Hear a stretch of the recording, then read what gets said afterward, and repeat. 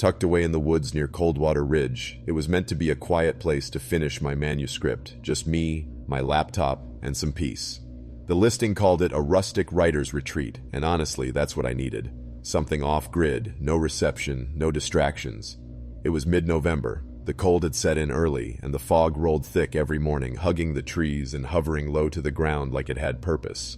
The first day was normal enough. I unpacked, stoked the small wood-burning stove in the living room, read through my notes. The cottage creaked like old wood always does. Its windows were drafty, and the roof whined every time a gust of wind ran over it. But there was nothing ominous about it. Not yet.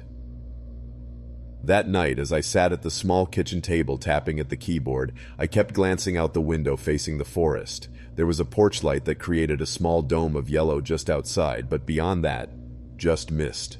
Thick and gray. It was so dense it looked solid, like if I reached out far enough I'd feel its weight on my hands. What struck me wasn't that the fog was there, it was how it moved. Not drifting, not blown by wind, but slow. Inhaling. Exhaling, like it had rhythm, like it was breathing. I laughed at myself, too many ghost stories growing up maybe, or too much caffeine. I closed the curtain and went back to work. But the air felt heavier then, not cold, just close, like the walls were leaning in, the kind of pressure you get before a thunderstorm, except no storm came, just silence and that strange, living fog pressing up against the house like it wanted in. That night I didn't sleep well, and I couldn't say why. Nothing had happened, not yet.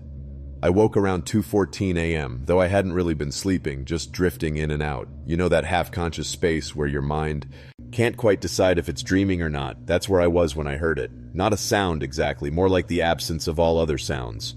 No wind, no owl calls, not even the usual tick of the stove contracting as it cooled. Just a stillness so thick it rang in my ears. I sat up, holding my breath. My body felt wrong, numb at the fingertips, and the back of my neck was damp as if I'd run a fever in my sleep.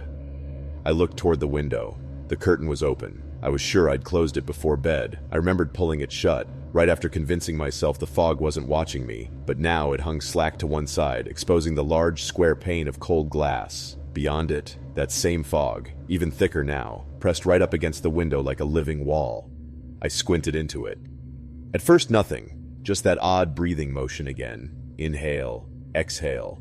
Then something shifted, a subtle ripple in the mist, like something brushing through it. Not walking, not running, just present. That's the word that came to mind. Present. I leaned closer, heart pounding. There was no outline, no face, no figure, just a subtle thickening of the fog in one specific patch, like the air had weight there, like it had intent. Then the porch light flickered. Only once, a sharp blink, and then steady again. But in that half-second of darkness, I swear, the fog moved toward the window, just a few inches, but deliberate, purposeful. I stepped back, and the moment I did, everything went still again. No motion, no ripple, just fog. I closed the curtain with shaking hands and pressed my back against the wall, listening, but there was nothing to hear. Only the sound of my own breathing, and something in the air that felt like it was holding its breath with me.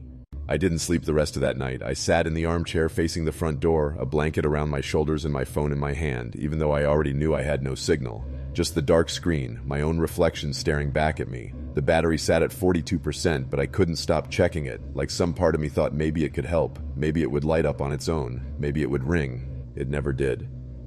The curtain stayed closed, but I couldn't stop looking at it. Waiting. Not for a sound, not for a knock, just something.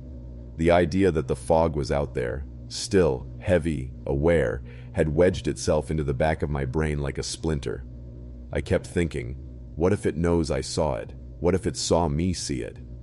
When daylight finally came, it didn't feel like relief. The fog didn't burn off like it usually does, it just faded slightly, retreated but not far, like it had gone just beyond the trees, hiding between the trunks, biding its time.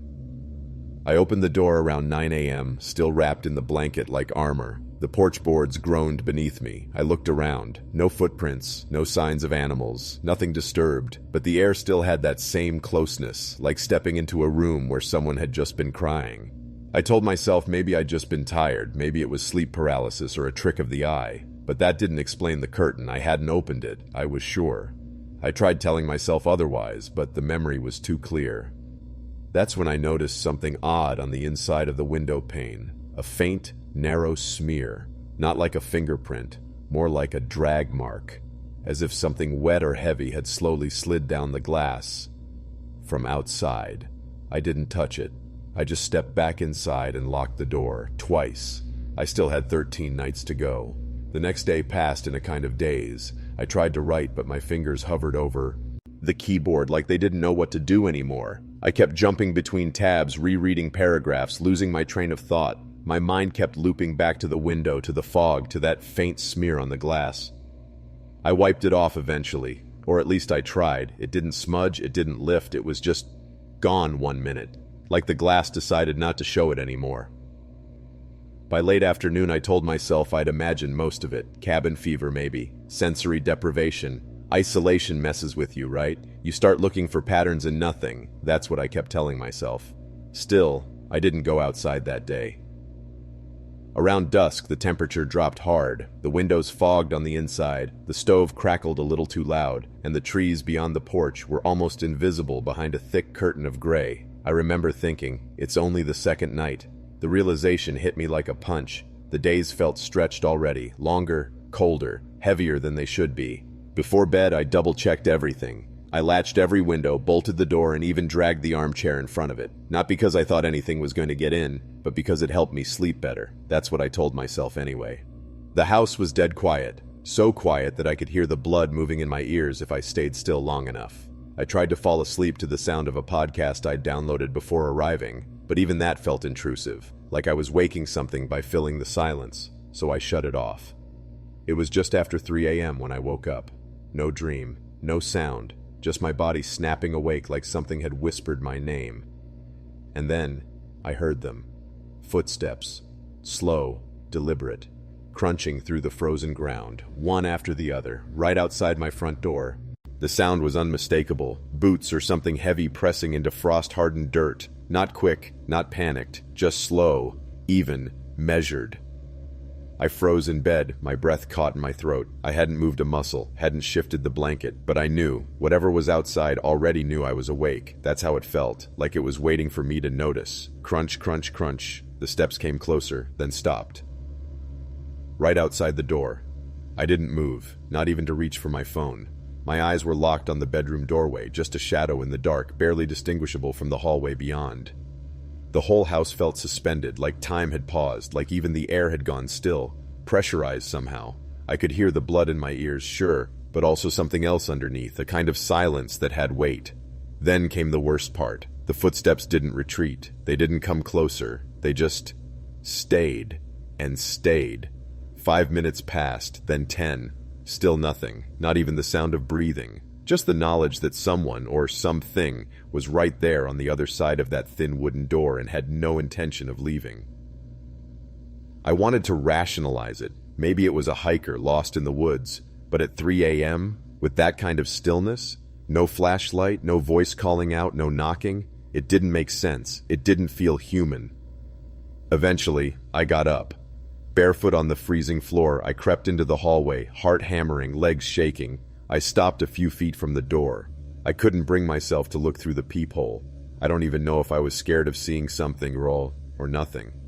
I waited there in the dark, trying to breathe without sound. And the longer I stood there, the clearer it became. The footsteps hadn't come to the door. They had always been there, waiting.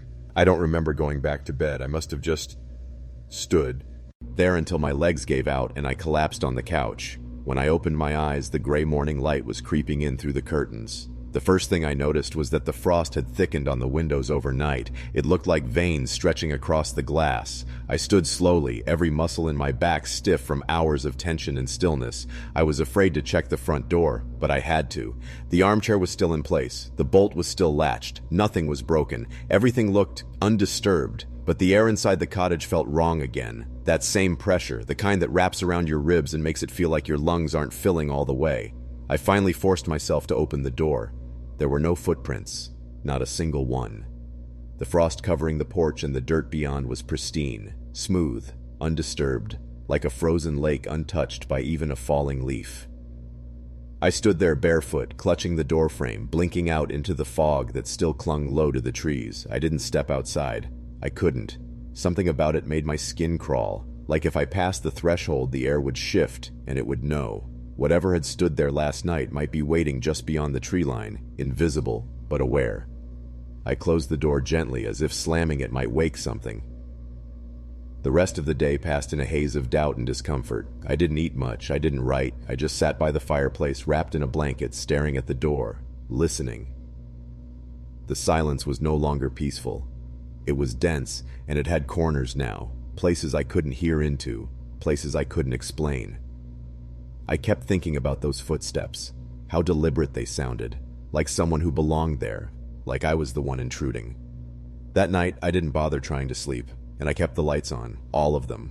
By the third morning, I was running on maybe 4 hours of sleep total. My hands trembled when I made coffee, and the mug clicked loudly against the counter as I set it down. I kept telling myself I was just sleep deprived, that all of it, the fog, the footsteps, the pressure in the air, was just my body reacting to isolation. But deep down, something else was unraveling. I wasn't just tired, I was changing.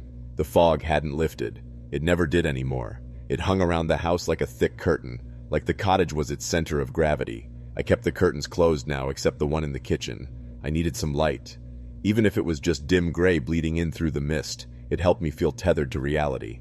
I checked the door multiple times that morning. Still locked, still undisturbed. The frost had started creeping up the inside of the glass now, leaving long, delicate streaks like claw marks melting upward. I opened my laptop, tried to write, but my fingers didn't want to move. The blinking cursor felt like a countdown instead of an invitation.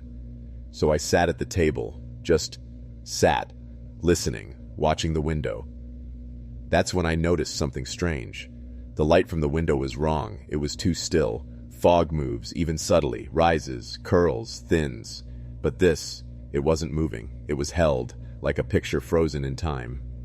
I leaned closer, squinting through the mist, and for a split second I saw it. Not a person, not even a face, just a shape, faint and smudged as though someone had exhaled too hard against the glass from outside. Not like a handprint or a nose pressed up. It wasn't that clear. It was more like a shadow trying to be something else. A vertical mass, slightly wider at the top, narrowing down toward the base. I blinked and it was gone. But the outline had been there, not on the fog, not in the trees, in the glass itself. I didn't move right away. I just sat there, staring at the window, trying to convince myself I hadn't seen anything. Maybe the light had caught the glass wrong. Maybe I was hallucinating. I blinked hard, rubbed my eyes and looked again. Nothing, just the fog. Still, I stood up slowly and approached the window, step by step. The kind of slow movement your body does when it knows something isn't right, like approaching a wild animal or a drop-off you can't see the bottom of. I didn't touch the glass. I didn't want to. Instead, I leaned in, just enough to see my reflection faintly in the pale morning light. Behind me, the table, the chair, the coffee mug still steaming, everything where it should be, but layered faintly into the glass. There was something else. It wasn't my reflection. It wasn't behind me. It wasn't outside. It was inside the glass, as if trapped inside it, or maybe imprinted on it, like a shadow burned into film. I flinched back. Then, gathering what little courage I had left, I reached for my phone and opened the camera app. I pointed it at the window. I figured if I could get a photo, I'd know whether I was losing my mind or not. But through the phone's lens, there was nothing, just fog, flat and empty. I lowered the phone, and there it was again. The outline, faint, motionless, vertical, almost like someone standing very, very still, just beyond the reach of form. I turned away quickly, heart pounding in my ears. I didn't know what was worse, that it was there, or that it seemed to only be visible to the naked eye. I pulled the curtain closed fast and hard. It didn't matter anymore if I needed light. I didn't want to see anything. And more than that, I didn't want anything seeing me. I didn't go near the windows for the rest of the day, not one of them. I even shut the bathroom door so I wouldn't catch a glimpse of the frosted pane above the tub. Every reflective surface suddenly felt like a risk. Not a tool, not a mirror, but a doorway, or a warning. I kept trying to tell myself I was sleep-deprived, that the lack of contact with the outside world was warping my perception. I'd studied enough psychology in undergrad to know the symptoms: isolation, suggestion, hallucinations. It could all be that. It had to be that. But that didn't explain why the shape in the window only appeared when I looked directly at it. Why it never showed up through my phone camera, even when I was staring at it just seconds before. I tried calling someone again, anyone, but my phone still showed no service. The radio was still dead, just that same stale static like the machine was exhaling.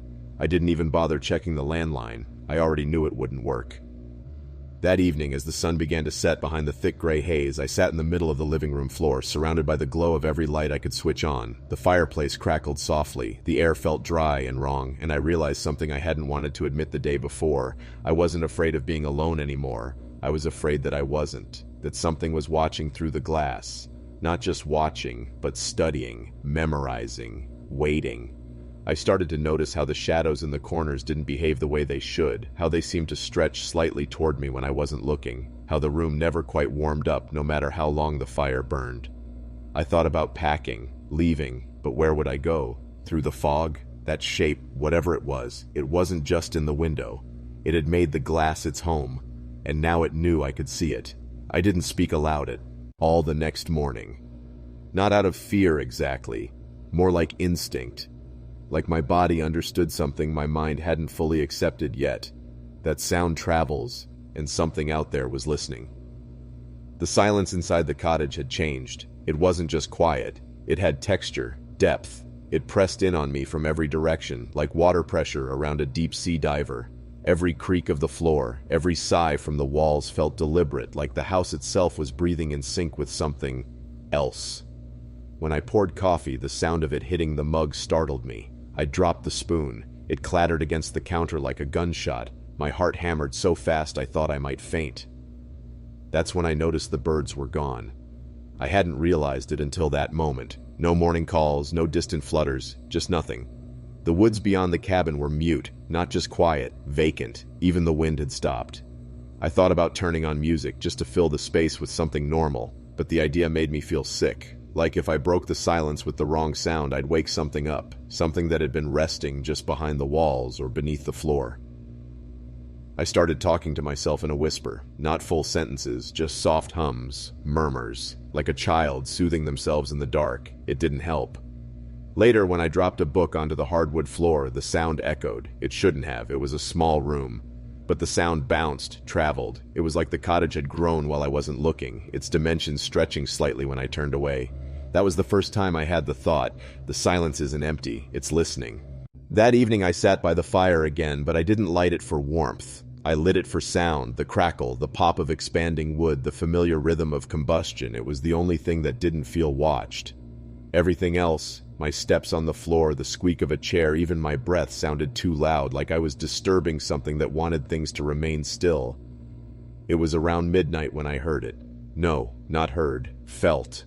A vibration beneath the floorboards, subtle, deep, like the low hum of machinery somewhere underground. At first I thought it might be my imagination, or my own pulse again, but then something else happened. The walls creaked. Not from the cold or the usual old house groaning. It was too controlled, too timed. I sat completely still and I realized it wasn't the house making noise. It was something moving through it, not walking, not crawling, just passing through, like a current of tension that rolled from one side of the room to the other. And then, one of the dining chairs shifted.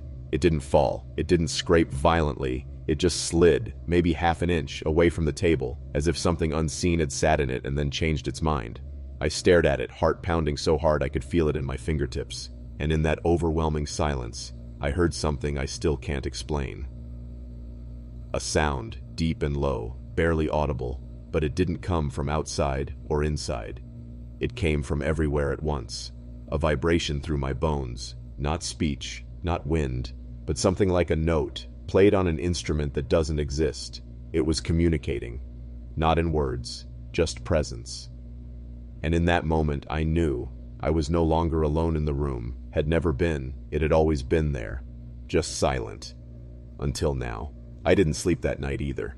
I sat in the corner of the living room with every light on, knees pulled to my chest low, like I was trying to make myself smaller, less noticeable. The fire had long gone out, but I couldn't bring myself to move, not even to stoke it again. Every noise I made felt like a risk, like I was knocking on the walls of something I didn't understand.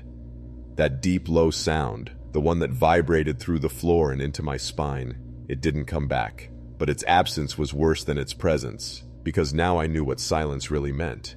It wasn't peace, it wasn't stillness, it was waiting. There's something deeply unnatural about silence when it isn't just the absence of noise, but an intentional suffocating hush, like the world was holding its breath around me, like something was pressing its ear against the other side of reality, listening. I kept looking at the chair that had shifted. It hadn't moved again, but the space it left behind felt marked. I couldn't stop thinking about how precise that motion was. Not random, not clumsy, just a choice. Eventually, I picked it up and moved it back into place. Not because I believed that would undo what had happened, but because I needed things to look normal, even if they weren't. The next morning, when the fog lightened just enough to see the trees again, I stood at the window for a long time. There was nothing unusual, no movement, no shapes, no sign of anything. But I couldn't shake the feeling that whatever was inside the house wasn't confined by walls or time or logic. The silence was still with me, inside me almost, like it had become a part of my nervous system, a new sense I'd never wanted, one that could feel the weight of unseen things shifting in quiet corners. And the worst part, I was starting to understand it. By the 5th day, my sense of time had begun to fray. I kept checking the clock, not to stay on schedule, but to confirm that hours were still passing at all. Morning didn't look any different from dusk. The fog made sure of that. A soft gray filter settled over everything. And the silence. It never left. I'd stopped trying to write entirely. The laptop stayed closed. Its blinking power light felt like an accusation, like it was reminding me I came here with a purpose, and now I was failing at it. But the only thing I was really doing anymore was observing, listening, waiting. It started bothering me how isolated I truly was. No cell reception, no Wi-Fi, but also no neighbors, no hikers, no distant barking dogs, no planes overhead. I couldn't remember the last time I'd seen a contrail. That's when I decided to try the landline. I hadn't touched it before. It sat on the wall in the hallway, coiled cord hanging like a relic from another time. I remember thinking how comforting it looked when I first arrived, something analog and dependable, a lifeline just in case. But when I picked it up and put it to my ear, nothing. No dial tone. Just silence. Not even static, not even the faint buzz of a powered line. It was like the cord ran straight into the wall and ended in nothing. I stood there holding it for a long time. Then, for some reason, I tried dialing my own number. I don't know why. I just did. Out of instinct, maybe. Out of desperation. The line didn't ring, but the phone in my hand made a sound. A faint click, like someone had picked up on the other end. But there was no one there. And that was somehow worse than a deadline, because it meant something had answered. The receiver felt heavy in my hand, and I couldn't breathe for a second. That click, it was subtle, but unmistakable. Like when someone picks up another phone in the house at the same time. Bo. And I was alone. That was the whole point. I came here to be alone. I whispered, "Hello?" No answer. "Is anyone there?" Still nothing. I leaned closer, listening harder. At first I thought I was hearing the ocean, this low, constant hissing like waves very far away. But it wasn't the ocean. There was no ocean. I was in the woods, miles from any coast. The sound wasn't natural. It was more like breathing. Not mine. It was too slow, too deep. I pulled the phone away just slightly, and I swear I felt something brush against my ear. Not a breeze, not a wire, something warm, something wet. I dropped the phone.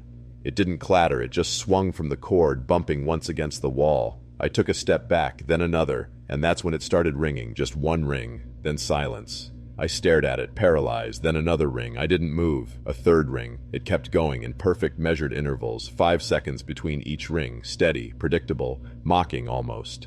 10 rings. Then it stopped. I approached it again, slowly, half expecting the receiver to move on its own. I lifted it hesitantly and held it to my ear again. No dial tone, no clicks, no breathing, just a low, rhythmic thudding. It took me a moment to place it. It was the sound of footsteps. Not coming from the phone, not in my imagination. They were coming from outside, crunching leaves, slow, measured, getting closer. Whoever or whatever was walking out there had perfect timing with each step, just like the phone had rung. I dropped the receiver and ran to the front door. I didn't open it. I didn't even get close. I just stood there, staring at the narrow gap between the door and the floor, and I saw the shadow of feet stop right outside. They didn't move, and neither did I. I stood frozen, watching the shadow beneath the door like it was a live wire, like if I blinked or breathed too loudly it would spark to life and destroy me. The feet didn't move. They didn't shuffle. They didn't retreat, just there, present, like someone was standing, waiting, for what? I didn't know. I backed away, step by step, never taking my eyes off the gap. I didn't dare reach for the porch light switch. Somehow, light felt useless against whatever was outside. It wasn't about seeing, it was about being seen. I didn't go back to the phone. I didn't even touch it. I locked myself in the bathroom, sat in the bathtub with the shower curtain pulled tight, and waited. For hours. I don't remember falling asleep, but I must have. Because when I woke up, the first rays of morning light were peeking through the frosted window. I crept back into the living room. The phone was still dangling from its cord, swinging slightly, like it had just been touched. The receiver was bone dry, but something about it still made my skin crawl. I opened the front door slowly, heart in my throat. Nothing. No one. Just wet leaves, dew on the porch steps, and silence. But there, just at the edge of the forest, were footprints. Bare, human, leading to the cabin, but none leading away. I didn't pack, I didn't clean, I left. Drove until the gaslight came on, then kept going. I couldn't stay in that cabin another minute. I told myself it was a dream, sleep deprivation, isolation, cabin fever, all the usual excuses. But every time the phone rings now, especially when it's late, I freeze. I wait to hear a second click. And sometimes, just sometimes, I swear I hear breathing on the other end. Slow, deep, familiar. And the footsteps, they never really went away. At night, when the world is quietest, I still hear them, coming closer, always closer. I took that solo camping trip to reset, to get away from screens, notifications, people, everything. Just me, a pack, and the woods. I wasn't some seasoned hiker or wilderness expert, but I knew enough. And the park I chose wasn't exactly backcountry. Well-marked trails, a decent ranger station, campsites spaced far enough apart to feel alone but close enough to be found. I picked Site 23, a little further off the main loop, a clearing nestled between tall pine and spruce, not too exposed but not boxed in either. There was a fire ring, a leveled tent pad, even a log someone had dragged over to use as a bench. It felt just isolated enough to be exciting. The first day was uneventful. Set up my tent, gathered some firewood, cooked ramen over the flame, and read until it got too dark. The air was crisp, the kind that makes your nose tingle and every sound feel sharper. That first night was quiet, peaceful even. But the second night, something was off. It started with the wind dying. Just like that. Around 11 p.m. everything went still. No rustling leaves, no insects, not even the occasional distant owl. Just this unnatural silence. I was sitting by the fire, poking at the embers, thinking maybe I'd heat up some tea. But something kept pulling at me. The way the silence didn't feel like peace anymore. It felt held, like the forest itself was holding its breath. Then the fire flickered. Not like it was running out of wood. I'd just added a log. It flickered weirdly, like something passed in front of it, but I was alone. That's when I noticed it, the feeling that I wasn't. You know how when someone steps into a room, even silently, the air seems to change? It was like that. The hair on my arms stood up. My eyes kept darting to the tree line, but it was just black out there, dense, layered black. And then, slowly, the fire began to die.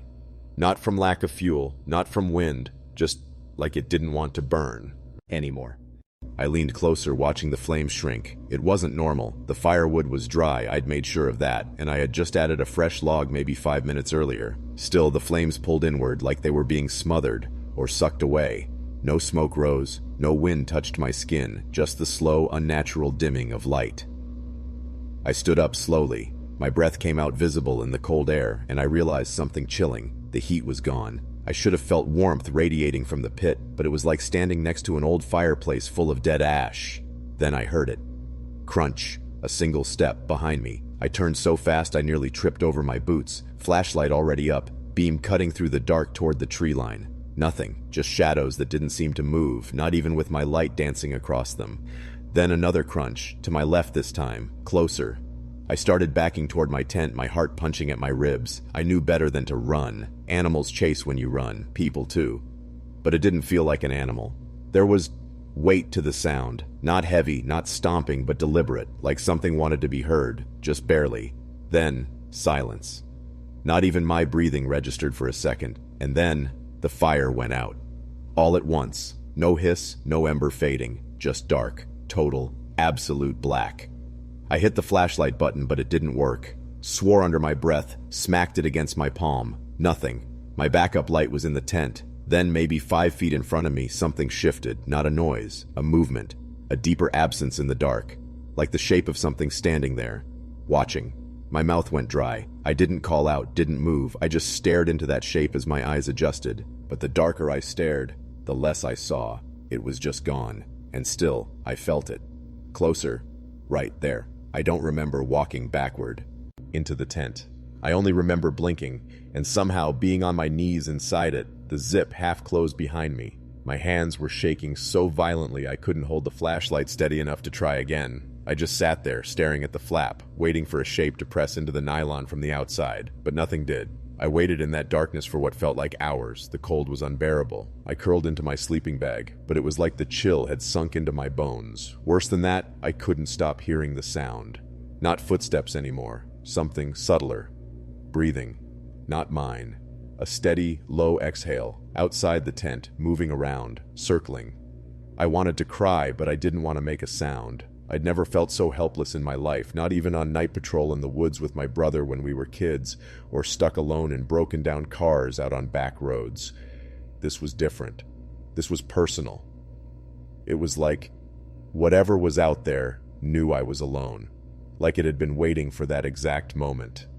Eventually, the breathing stopped, or maybe I passed out. I don't really know. When I woke up, it was morning. The tent was zipped up fully. My boots were inside, neatly placed next to each other, and my flashlight, it was right next to my pillow, with fresh batteries.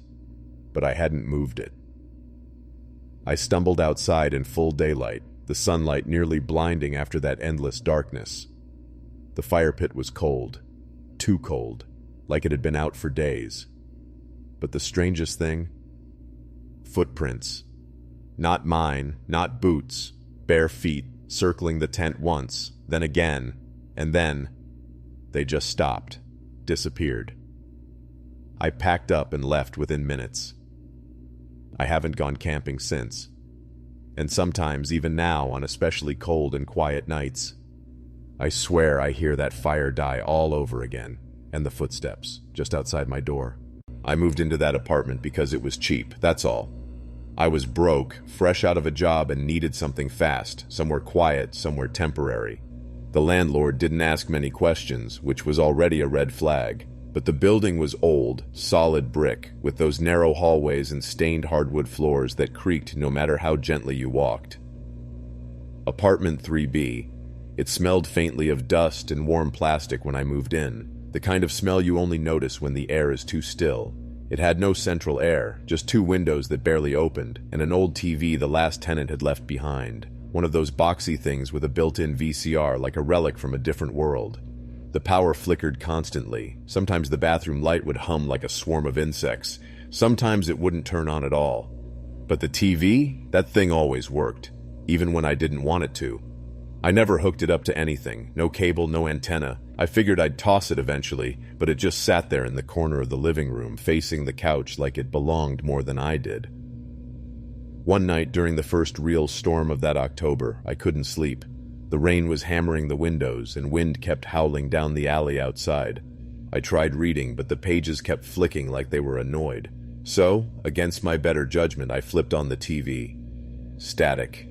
Of course. Just pure black and white fuzz, that crackling hiss filling the room. I was about to turn it off when it changed.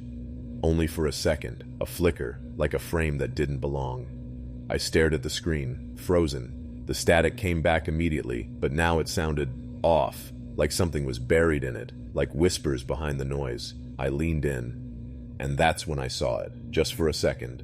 A face. Not mine, not on the screen. In the reflection. I recoiled.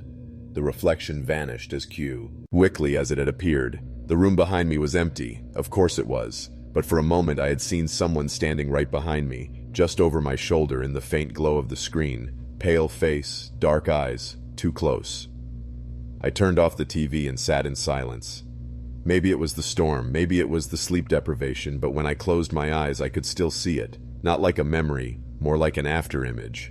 Burned in. The next night, I didn't touch the TV, but sometime around 3 a.m. it turned on by itself. I jolted upright in bed, the static buzz piercing through the apartment like a scream being held underwater.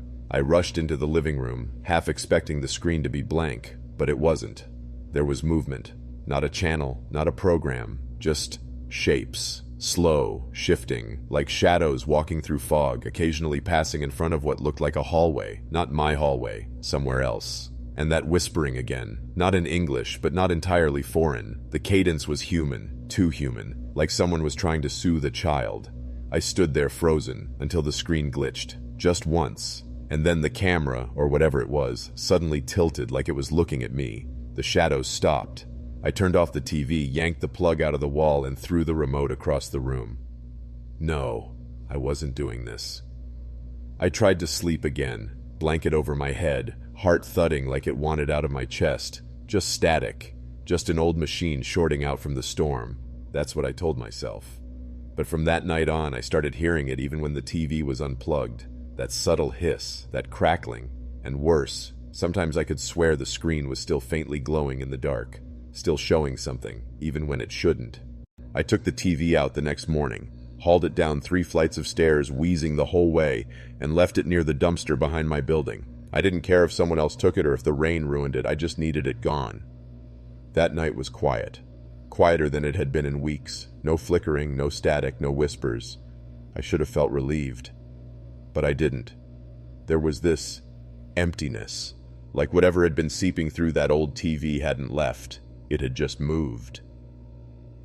That same night, I woke up to find the hallway light on.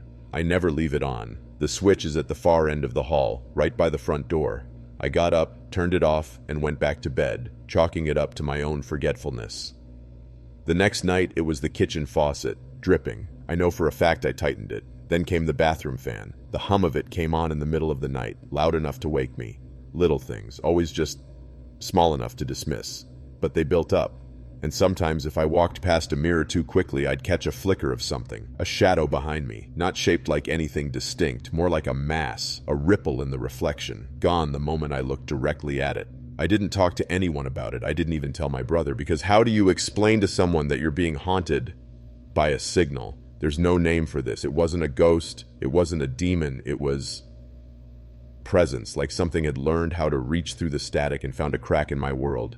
And now it knew where I lived. Even now, months later, sometimes I'll hear the soft hiss of static as I drift off to sleep. No screens on, nothing playing, just that sound, whispering like a memory that doesn't want to die. And I know it's still with me. I used to work overnights at a gas station just off a rural highway. It was one of those tiny old 2-pump places surrounded by nothing but flat fields and a few tired trees that looked like they'd given up trying to grow decades ago. It wasn't a bad gig. Boring, sure, but it gave me time to study and save up. My shift ran from 10 p.m. to 6 a.m., and I was usually alone the whole time. The manager, Rob, would stock the coolers during the day, and I just handled the register, cleaned up, and kept watch. Nights were long and quiet, especially in the winter, the kind of quiet that felt too big. The wind would roll across the empty fields and howl against the glass. Sometimes the cold crept in through the cracks in the windows. We had this big, smudged front window behind the counter. It looked out over the pumps and the road beyond. It was reflective at night, more like a mirror than a window. You'd catch glimpses of yourself if you stood too close, but when the headlights of a passing car hit it just right, you'd get a flash of the outside too, a fast flicker of something real. That night, God, I remember it so clearly. It was around 3 a.m., the deadest part of the night. I was behind the counter, flipping through a worn-out paperback when I got that feeling, the one that crawls up your spine like something cold's brushing your skin. I looked up. The window in front of me was dark, just my own reflection staring back, pale under the harsh fluorescent lights. But there was something else, a shape, standing behind me in the reflection. Only, when I turned around, there was nothing there, just the humming cooler and the stacks of chips. I laughed it off. Told myself it was the angle, or maybe just my eyes, but I stepped back from the window all the same, because whatever it was, it had been standing too close. After that moment, I couldn't shake the feeling that something was wrong. It clung to me like the cold air sneaking in from under the door, subtle, steady, impossible to ignore. I stayed behind the counter for a while, pretending to read, but my eyes kept drifting to the window. I didn't want to look at it directly anymore. It was like if I made eye contact with it again, I'd see him again, that figure behind me. Instead, I busied myself, refilled the coffee machine, took out the trash, cleaned the already clean counter, All the while, my mind kept circling back. What had I seen? A trick of the light? A smudge? Just after 3:30, the automatic lights outside flicked on. Motion detected at the pumps. My head shot up. Normally, that meant a customer, a late-night trucker, maybe. But there was no engine, no sound of tires crunching gravel. I looked through the window, careful this time, using the corner of my eye, like I was afraid to startle something. Someone was standing at pump 2, just standing, not moving. He wasn't fueling up, wasn't heading toward the door. He stood perfectly still, facing the window, facing me. The overhead light flickered above him, casting strange shadows across his body. He looked tall, too tall. His shoulders were hunched like they were folded into themselves, and his arms hung at a weird angle, too low, too stiff. I couldn't see his face, just a dark silhouette.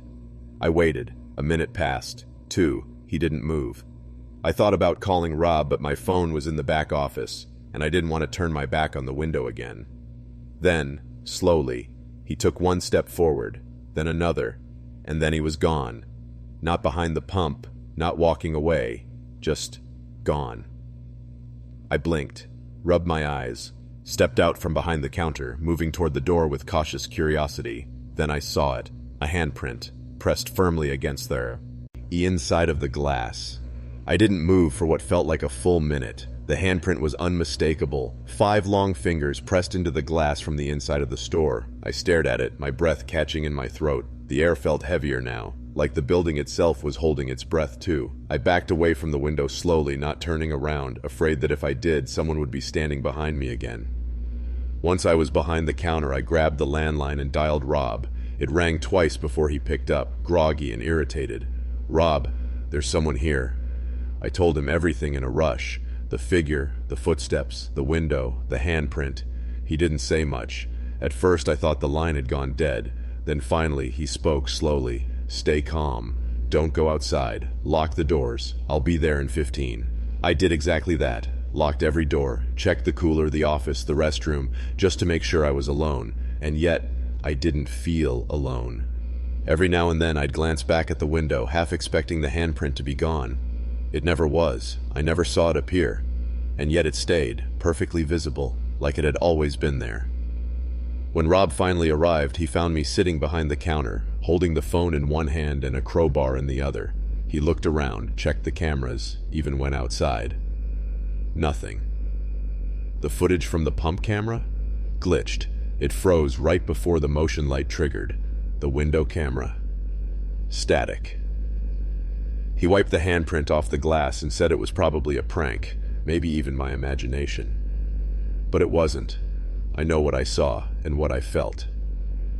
For weeks afterward, I avoided the night shift. I couldn't stand the silence, the fog, the windows, but that didn't matter, because every so often I'd catch a glimpse of my own reflection in a glass door or dark screen. And for just a moment, I'd see someone else standing behind me. I moved into the apartment at the tail end of October. Cheap rent, month-to-month lease, and close enough to walk to work if my car gave out again. It was a small studio in an old converted boarding house tucked between a laundromat and a barber shop that never seemed open. The building was 3 stories, and I was on the top floor, room 3B. There were only 2 other tenants, according to the landlord. A middle-aged guy named Dennis on the 2nd floor, and an elderly woman named Mrs. Kessler, who hadn't been seen much since the start of the pandemic. The place was drafty, but manageable. Radiators hissed like they were alive. The hardwood floors creaked under my feet, and sometimes the walls moaned when the temperature dropped at night. I chalked all of it up to age. The building was nearly 100 years old. My first few nights were uneventful. I was still living out of boxes, using pizza cartons as plates and folding laundry on the floor. But on the 4th night, a Wednesday, something shifted. I was brushing my teeth before bed, listening to a podcast through my Bluetooth speaker when I heard something that didn't belong. A soft, breathy sob.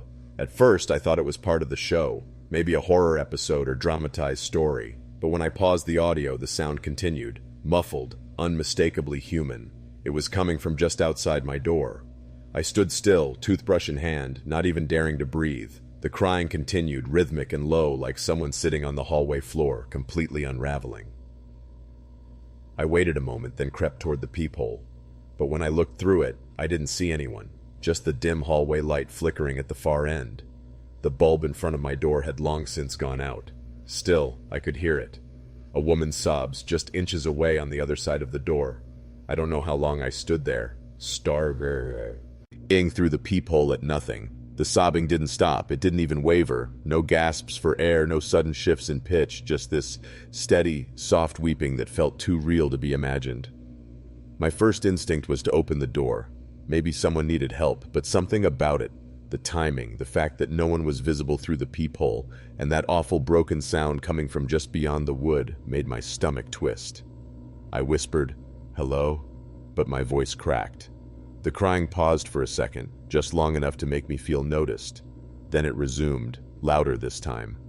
I stepped back. Whatever was out there, it wasn't trying to get in, it just stayed there, and sobbed.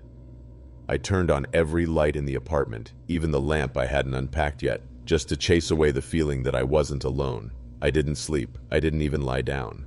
I sat on the edge of my bed, staring at the door, waiting for the crying to stop. It didn't.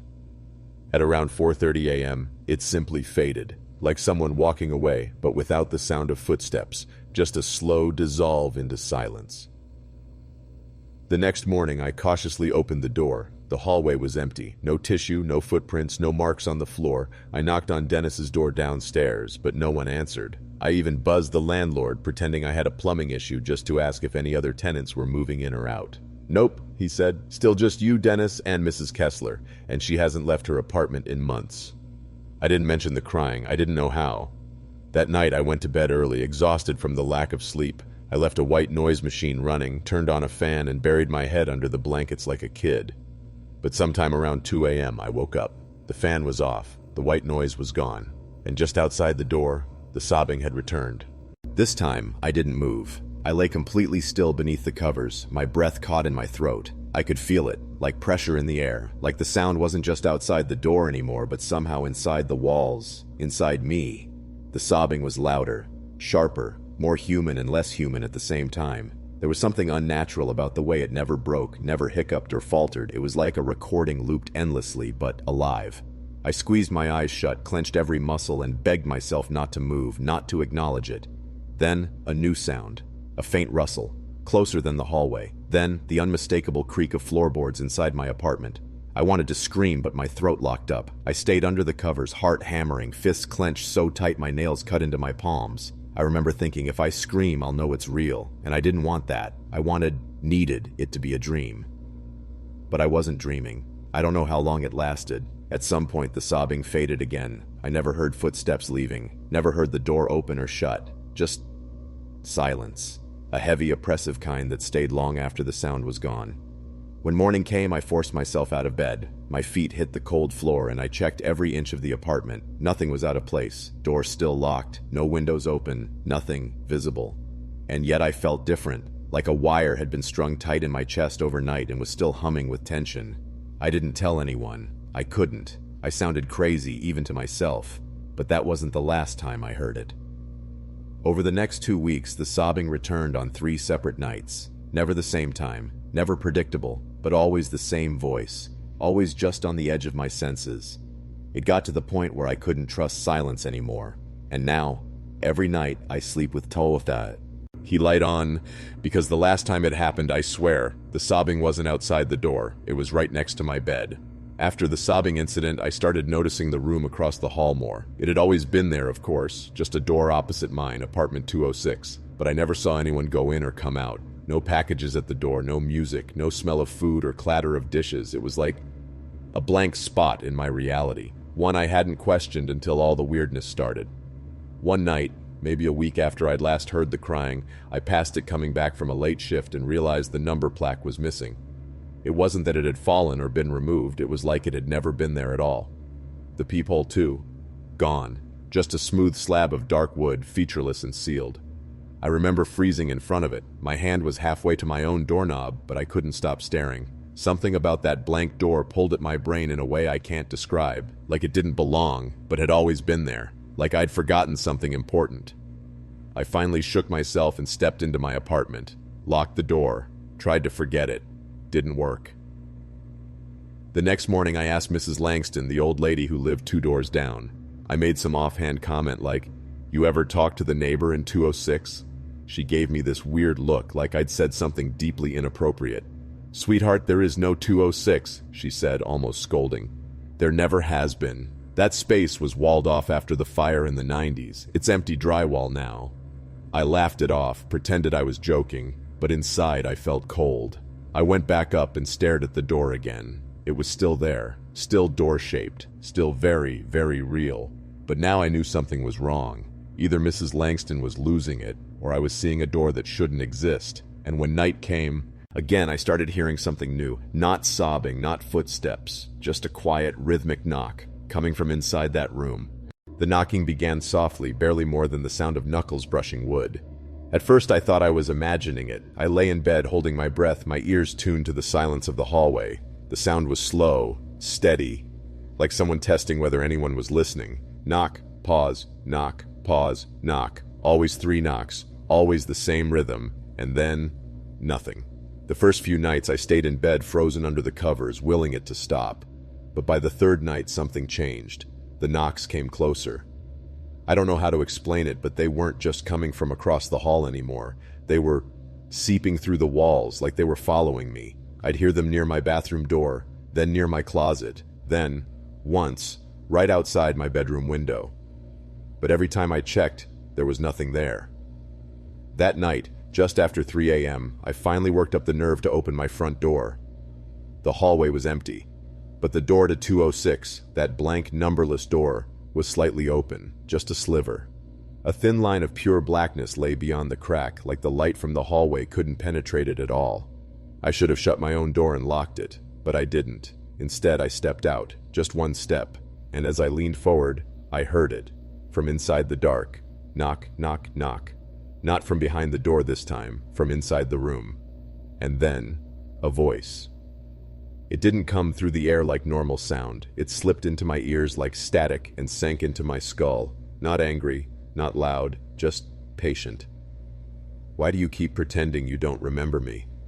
I swear, my blood went ice cold. Every instinct in me screamed to run. And yet, I stood there. Because part of me, the part I keep buried, wanted to know what it meant, who was speaking, and what exactly was I supposed to remember.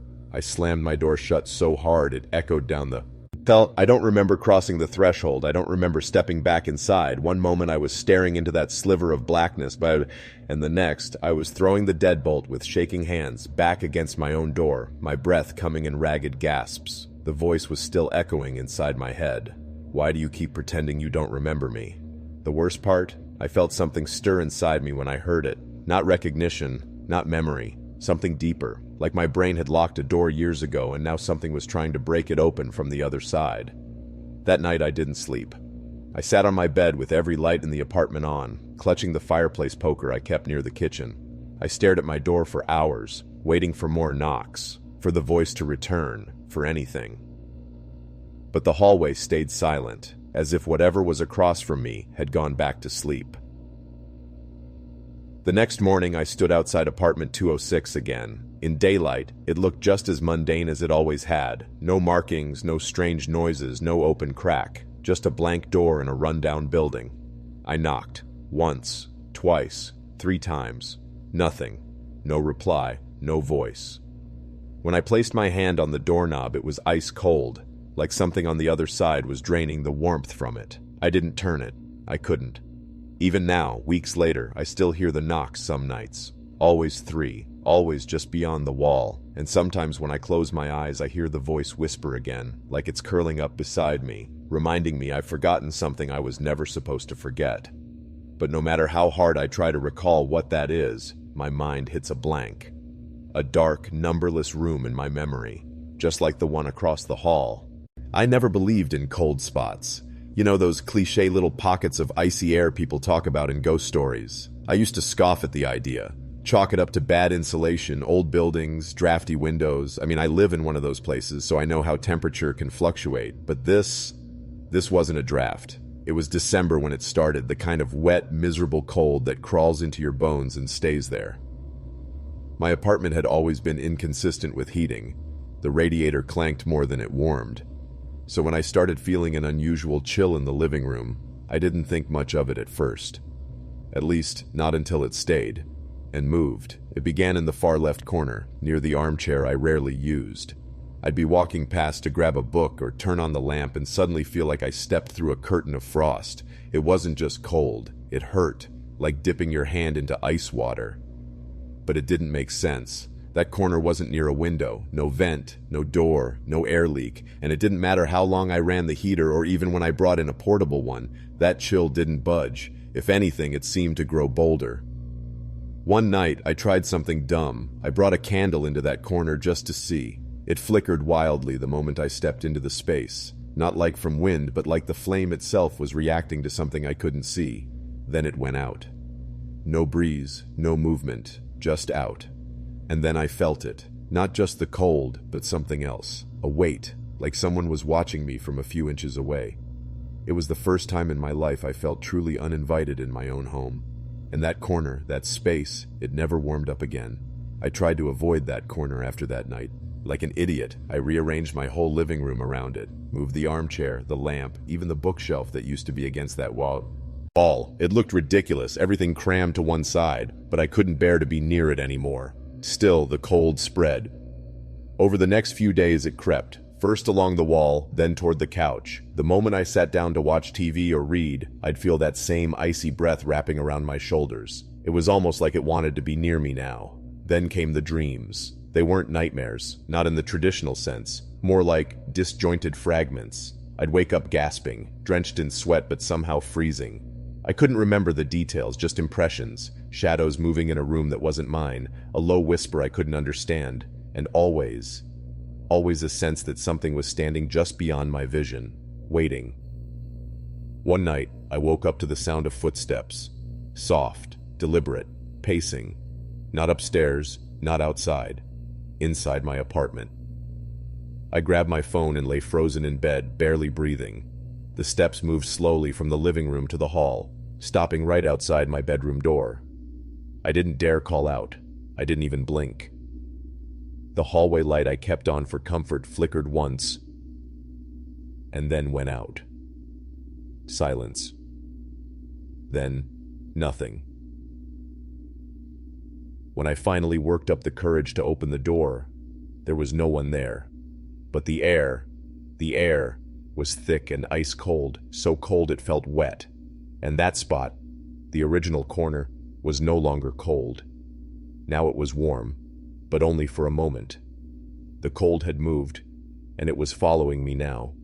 I felt it behind me in the kitchen, brushing my neck in the bathroom, standing over me when I tried to sleep. There was no escape, only the gnawing sensation that whatever it was had noticed me noticing it.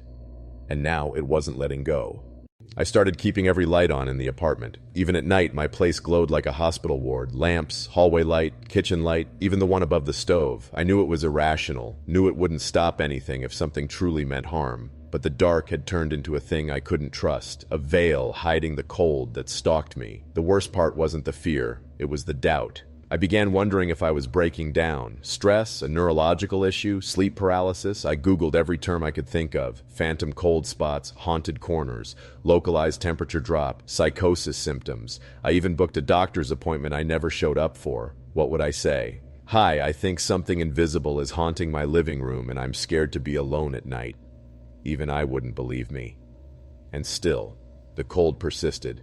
It had its own rhythm, its own presence. It would vanish for hours, sometimes a whole day, and just when I'd start to believe I was finally free, it would return, usually after sunset, always after I let my guard down. Then came the night I tried to fight it. Armed with a ridiculous mix of logic and desperation, I stood in the living room, flashlight in hand, yelling into the cold corner like a lunatic. "What do you want?" I shouted. "Why here? What are you?" Nothing responded, but the room changed. It didn't get colder, it got quiet. Not peaceful, just empty, like the air had been sucked out, like I was no longer alone but also not welcome. The flashlight flickered, then dimmed. I backed away. That night, I slept in my car. Since then, I've stopped trying to confront it. I live with it. I avoid the spots it lingers in. I don't invite people over anymore. I've become a guest in my own home, tiptoeing around something I can't see and will never understand. But I know this much, the cold isn't a temperature. It's an awareness, and I think it's watching me still. It started with a door, not slamming shut, not creaking open in the middle of the night, just left ajar. Subtle, innocuous, the kind of thing you'd walk past 3 times before it finally dawns on you. Did I leave that open? I live alone in a small 2-bedroom apartment on the edge of town. It's not much. White walls, cheap carpet, a leaky faucet I never got around to fixing, but it's mine. I work late hours at a gas station just off the highway, the kind of place where people only stop if they're desperate or lost. By the time I get home, it's usually close to 3 a.m. Quiet, still. Nothing moves except for the occasional flicker of headlights far beyond my window. For the last year or so, I've gotten into this routine. I enter the apartment, lock the door behind me, toss my keys in the bowl on the counter, and double-check the locks before I head to bed. It's a habit, not because I'm paranoid, just careful. Living alone teaches you that kind of caution, which is why I noticed it that night. The 2nd bedroom door, the one I never use, was open, not wide open, just cracked, enough that I could see a sliver of shadow, a sliver of the dark beyond the frame. Now here's the thing. I never open that door, not out of superstition or anything. It's just storage, boxes, old clothes, a busted bookshelf, and a deflated air mattress. I keep it closed because I don't want the mess spilling into view. Simple. So when I walked in that night and saw it ajar, something in me pulled tight. Not panic, not yet. Just that silent click in your mind when something doesn't match the picture you know by heart. I didn't approach the door. I didn't even look directly at it. I just walked past like nothing was wrong, like I hadn't noticed. But I had, and it had noticed that I noticed. I sat on the couch, coat still on, shoes unlaced, pretending to scroll through my phone like it was any other night, but I wasn't looking at anything. I was listening. That 2nd bedroom door, the one cracked just enough to hint at darkness, didn't move. No creak, no slam, just the hush of quiet pressing against my ears. You'd think I'd get up and check, flip the light on, push the door open wide, prove to myself that there was nothing there, but I couldn't bring myself to do it. It felt watched, like if I turned my back to it, even for a second, something would slide out from behind the door and follow. So I stayed planted. The air felt different, heavier, like it had been sitting still too long, waiting for something. Then came the sound. Not footsteps exactly, but weight, pressure, something shifting behind the door. Just enough for the wood to creak softly, for the hinges to make that strained whispering sound they make when a door almost moves, but doesn't quite. My stomach twisted. I held my breath. Another creak. I didn't move. Couldn't. The door stayed ajar, exactly the same sliver of darkness visible, but the sense of space behind it had changed, like someone had stepped closer, standing just out of view, their face inches from the edge, their breath waiting to meet mine. And then, nothing. I don't know how long I sat there. 10 minutes? 30? Time stretches when you're trying not to breathe too loudly. Eventually, I forced myself to get up. I turned on every light in the apartment one by one. When I reached that 2nd bedroom door, I kicked it open like some kind of idiot action hero. It swung inward, revealing the same cluttered mess I remembered. Boxes, dust, silence. But something was different. There was a trail. Bare footprints in the dust. Not mine. Too small, too narrow. They started near the closet, and they ended at the back of the door, where something had been standing, watching, waiting. I didn't sleep that night. I didn't even try. I sat in the living room with every single light on, eyes flicking to that 2nd bedroom door every few minutes like a nervous tick. The footprints didn't move, but I couldn't convince myself they wouldn't. I should have called someone. A friend, the landlord, the cops, hell, even a neighbor. But what would I say? There's a door in my apartment that doesn't like to stay shut. I think something watched me from inside my own walls. I didn't have bruises or broken locks to point at, just a feeling in my chest that wouldn't go away. It stayed with me the next morning, when I finally opened the windows and let in a bit of daylight. The soft gray light filtering through the fog outside made everything inside look more harmless, mundane even. The kind of lighting that tricks you into thinking maybe it was all in your head. But I knew better. The footprints were still there. I vacuumed them up, not out of denial, but out of fear. Fear that if I left them untouched, the trail might grow longer, might appear again, might lead back out of the room instead of into it. That afternoon, I shut the 2nd bedroom door again. This time I wedged a chair against the handle, jammed a doorstop under the bottom, and taped the edge with duct tape like it would seal something in. It didn't make me feel safer, just more desperate. I don't use that room anymore. Haven't since. I've told myself 100 rational stories, settling walls, weird drafts, maybe even an old squatter's footprints, but none of them explain the way the air feels thickest at night, or why I still wake up certain I'm being watched. Sometimes I find the tape peeled away, just slightly, like someone didn't want to be rude, just curious. And the door? The door never opens all the way. It just waits. Ha. Left open, like it remembers me, like it's still deciding whether or not to finish what it started.